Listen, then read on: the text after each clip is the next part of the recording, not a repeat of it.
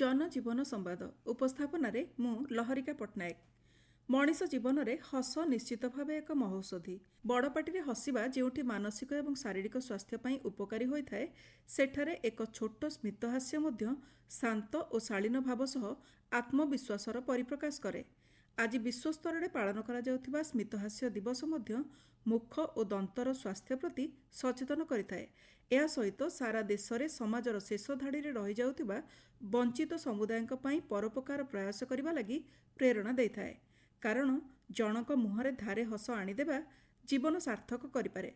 आजिर स्मितहास्य दिवस रे छोट छोट हसर किछि किछि कथा जानिबा। हसर सूत्र हेउची 50-40-10।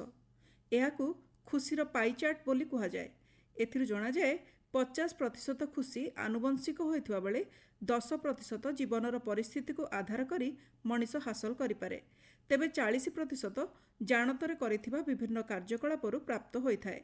सोनिया ल्यूबोमिर्स्की समेत बहु मनोवैज्ञानिक द्वारा विकसित यह सिद्धांतरू जणा जाए आनुवंशिक प्रवृत्ति एवं परिस्थिति सत्वे व्यक्ति निजर दैनंदिन सचेतनकारी विकल्प बा निज मानसिकता माध्यम निज पाई 40% खुशी आनीपारती। स्मार्टफोन रे सुखद वार्ता पठाइबा बेले सेथिरे स्माइली जोड़िबाकू केही भूलंती नाही। एही स्माइली वार्तार भाव को आगुआ स्पष्ट कर दिए। एही प्रतिष्ठित हसिला मुहंटी को डिजाइन करथिले ग्राफिक डिजाइनर हार्वी बॉल। 1963 मसीह Massachusetts Worcester State Mutual Life Assurance कंपनीर एक बीमा कंपनी पई से एही मुह तैयारी करथिले।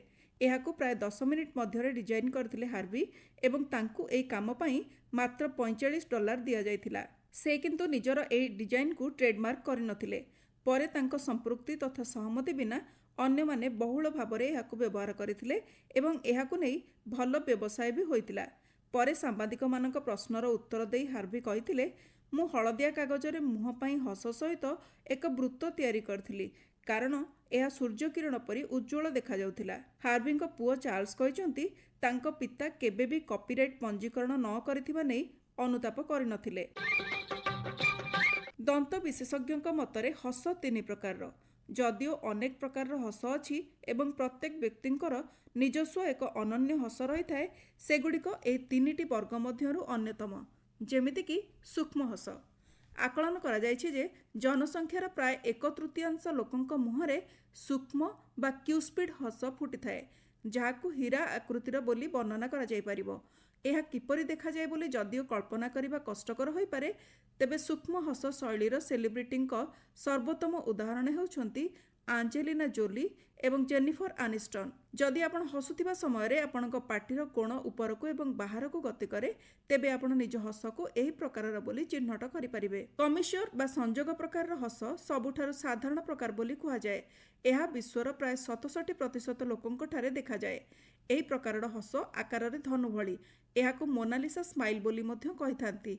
जदि एही प्रकार हस को कल्पना करिबा कष्टकर मन करंती, तेबे दीपिका पादुकोण, आलिया भट्ट, प्रियंका चोप्रा एपरिकी विराट कोहली हस कथा मन पकाई पारंती।